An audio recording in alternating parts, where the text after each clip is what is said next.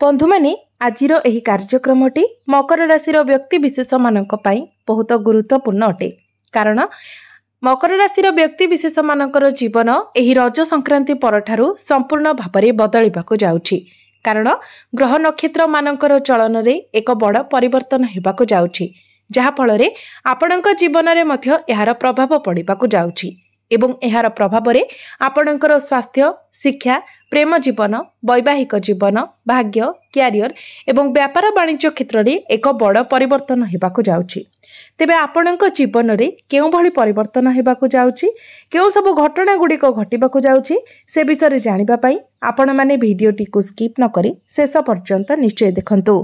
एवं आपणकर जदि मकर राशि होइथाय तो भिडियोटी को लाइक करी चैनल टी को सब्सक्राइब करी दियंतु। कमेंट बॉक्स रे भक्ति एवं श्रद्धार सहित जय श्री जगन्नाथ निश्चय लिखंतु।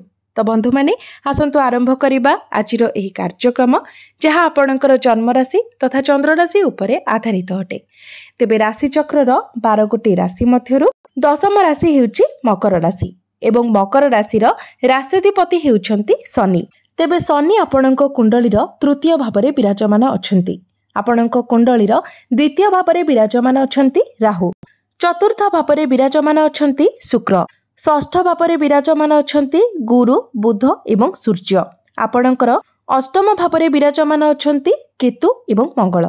तो सर्वप्रथम आसंतु जानि नेबा आपणकर स्वास्थ्य किपरि रहिबो एही रज संक्रांति परे। तेबे बंधु माने कुंडलीर प्रथम भावटी होइथाय आपणकर स्वास्थ्यर भाव, इम्युनिटी सिस्टम भाव एवं आपणक प्रथम भावर अधिपति हेउछंती शनि। शनि आपणकर तृतीय भावरे विराजमान अछंती। तृतीय भावरे शनिकर गोचर को भल माना जाय थाए। तो बंधु माने ग्रह मानकर स्थिति आपणकर स्वास्थ्य पाई बहुत भल रहुछि। तो निश्चित भावरे एही रज संक्रांति परे आपणकर स्वास्थ्य बहुत भल रहिबो। आपणकर इम्युनिटी सिस्टम मध्ये स्ट्रांग हेबो। तेबे एहा पूर्वरु जेतेबेले शनि आपणकर द्वितीय भावरे थिले तो आपणकर बहुत समय रे स्वास्थ्यगत समस्या देखा जाउथिला, मात्र ताहा वर्तमान समाधान होइजिबो। आपण निजर स्वास्थ्य रे सुधार देखिबाको पाइबे। आपण निजको स्वास्थ्यवान अनुभव करिबे। एबे आसंतु जानिबा आपणकर शिक्षा क्षेत्र किपरि रहिबो एही रज संक्रांति परे। विद्यार्थी मानक पई किपरि रहिबो रज संक्रांति परर समय। तेबे बंधु माने कुंडलीर पंचम भावटी होइथाय आपणकर शिक्षार भाव। आपणक पंचम भावर अधिपति हेउछंती शुक्र। शुक्र आपणकर चतुर्थ भावरे विराजमान अछंती। तेबे जून मास शेष आड़कू शुक्र पंचम भाव को प्रवेश करिवे। तो निश्चित भावरे शुक्रंकर स्थिति जेहेतु बहुत भल रहुछि, तो आपणकर पाठ पढ़ार स्थिति मध्ये बहुत भल रहिबो। तेणु जदि आपणकर कोनोसी एग्जाम रहिछि, आपण किछि कॉम्पिटिटिव एग्जाम देइछंती किंबा किछि एडमिशन करिबा पई चाहुछंती, फॉर्म फिलअप करिबा पई चाहुछंती, तो निश्चित भावरे समय आपणको साथ देबो। ए सब क्षेत्र रे आपणको सफलता मिलिबो। पाठ पढ़ारे आपणकर एकाग्रता बढ़िबो। पाठ पढ़ारे आपणकर मन लागिबो एवं शिक्षा क्षेत्र रे आपणको सफलता मध्य मिलिबो। एबे आसंतु जानिबा आपणकर प्रेम जीवन किपरि रहिबो एही रज संक्रांति परे। तो बंधु माने कुंडलीर पंचम भावटी आपणकर शिक्षार भाव हेबा सहित पंचम भावटी मध्य होइथाय आपणक प्रेम जीवनर भाव।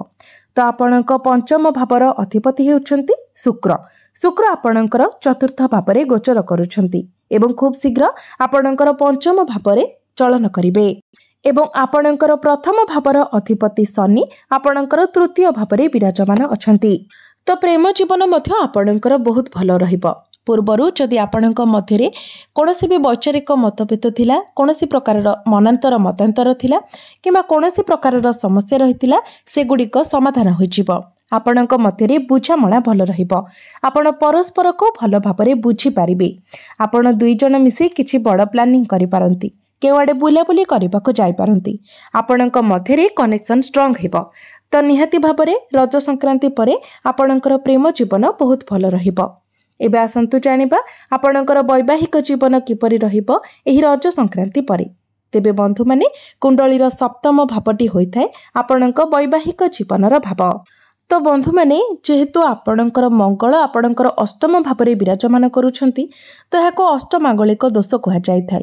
एवं मंगल आपणकर अष्टम भाव रही आपणकर द्वितीय भाव को देखुथिबा हेतु आपणकर निज बाणी उपरे नियंत्रण रहिबो नाही, जहा फଳରେ आपणकर बाणी जोगु ही आपणकर प्रेम आपणकर वैवाहिक जीवन रे किछिटा समस्या देखा देई पारे।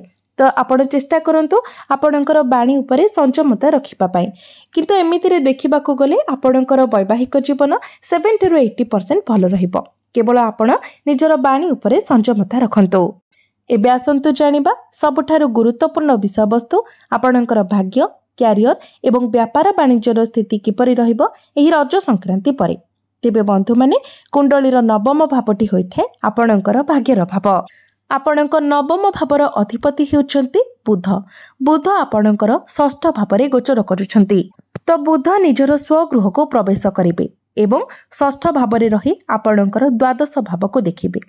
तो आपणकर जदि दूरर किछि कार्य रहिछि, आपण कोनोसी लॉन्ग ट्रैवल करिबा पई चाहुछंती किंबा किछि बड़ कार्य करिबा पई चाहुछंती, तो ए सबुरे निश्चित भावरे आपणको सफलता मिलिबो। कारण बुध आपणकर षष्ठ भावरे तांकर निजर स्वगृह रे विपरीत राजयोगर निर्माण करुछंती। बुध आपणको समस्त प्रकारर विपरीत परिस्थिति रु बाहर को नै आसीबे। जो कार्य भी आपण हाथ देबे प्रथमे जदिओ सेथिरे किछिटा समस्या देखा देबो, किछिटा विलंब हबो, किंतु परिशेष रे निश्चित भावरे सेथिरे आपणको सफलता मिलिबो। बुधंकर दृष्टि आपणकर द्वादश भाव उपरे रहुतिबा हेतु आपणकर खर्च बढ़िबो, किंतु से सबु खर्च कोनोसी शुभ मांगलिक कार्य रे होई पारे किंबा आपण जदि किछि नूतन कार्य आरंभ करिबा पई चाहुचंती तो सेथिरे आपणकर खर्च होई पारे। खर्च आपणकर भलो बाटरे हेबो।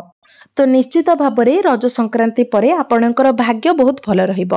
आपणको आपणको भाग्यर सपोर्ट मिलिबो।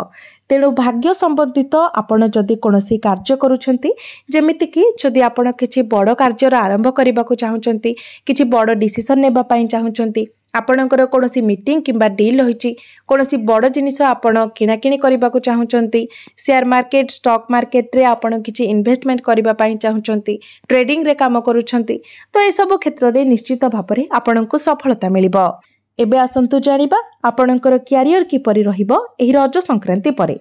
तेबे बंधु माने कुंडलीर दशम भावटी होइथाय आपणकर क्यारियर भाव, कार्य क्षेत्रर भाव। आपणक दशम भावर अधिपति हेउछंती शुक्र। शुक्र आपणकर चतुर्थ भावरे अछंती। चतुर्थ भावरे रही शुक्र आपणकर दशम भाव को देखुछंती। एहा परे शुक्र आपणकर पंचम भाव को चलन करिवे। तेबे बंधु माने आपण मानक पई सबुठारु बड़ कथा हेउची जे आपणक राशि रे वर्तमान शनि 7.5 संपूर्ण भावरे समाप्त होई सारिछि। एहा व्यतीत शुक्र आपणकर केंद्र रे विराजमान अछंती। तृतीय रे बुध आपणकर षष्ठ भावरे विपरीत राजयोगर निर्माण करिवे एवं आपणकर द्वादश भाव को देखिबे। तो निश्चित भावरे जेहेतु समस्त ग्रह मानकर स्थिति बहुत भल रहुचे, तो कार्य क्षेत्र रे आपण बहुत सुरुखुरु रे निजर कार्य गुडी को करिवे। आपण निज हिसाब रे काम करिवे। बहुत भल भावरे मध्य कार्य गुडी को आपण करिवे। प्रथमे आपणकर जो शनि 7.5 चलीथिला, आपणक उपरे कार्यभार अधिक थिला, रेस्पॉन्सिबिलिटी अधिक थिला, प्रेशर अधिक थिला। वर्तमान से सब धीरे धीरे कम होई जिवो। आपणकर कार्य क्षेत्र रे एक सकारात्मक परिवर्तन हेबो, जहा आपणको भल लागिबो। जदि पूर्वरु आपणकर कार्य क्षेत्र रे आपणक विरुद्ध रे किछि पॉलिटिक्स चालुथिला, तो वर्तमान से सब मध्य बंद होई जिवो। समस्ते आपणकर प्रशंसा करिबाकू लागिबे। कारण बुध मध्य आपणकर षष्ठ भावरे विपरीत राजयोगर निर्माण करिवे। रोग ऋण शत्रुरु आपणको मुक्ति मिलिबो। एहा व्यतीत जदि आपण कोनोसी कंपटीशन रे पार्टिसिपेट करिबाकू चाहुचंती, तो निश्चित भावरे करंतु, कारण सेथिरे मध्य आपण विजय लाभ करिवे। तो क्यारियर को नेकी आपणको पई 90% भल रहुची। किंतु मंगलंकर दृष्टि जेहेतु द्वितीय भाव उपरे रहुची, तेणु आपण निजर क्रोध उपरे एग्रेशन उपरे नियंत्रण रखंतु। स्ट्रेट फॉरवर्ड होई काहाकू किछि कुहंतु नाही किंबा तरबरिया होई काहाकू किछि सीधा सळक कुहंतु नाही। बिजनेस कथा जदि कहिबा, तो बिजनेस को नेकी रज संक्रांति परे आपणको पई समय 100% भल रहिबो। कारण बुधंकर स्थिति बहुत भल रहुची, शुक्रंकर स्थिति मध्य बहुत भल रहुची, शनिकर स्थिति मध्य बहुत भल रहुची। तो बिजनेस रे आपणकर ग्रोथ हेबो, आपणकर डेली इनकम बढ़िबो, फाइनेंशियल ग्रोथ हेबो। आपण जदि आपणकर बिजनेस को आगको बढ़ांती, तो सेथिरे मध्य आपणको लाभ मिलिबो। तो निश्चित भाव में आपण आपणकर बिजनेस को आग को बढ़ाइबा पई चेष्टा करंतु सेतिरे आपण सफल हेबे।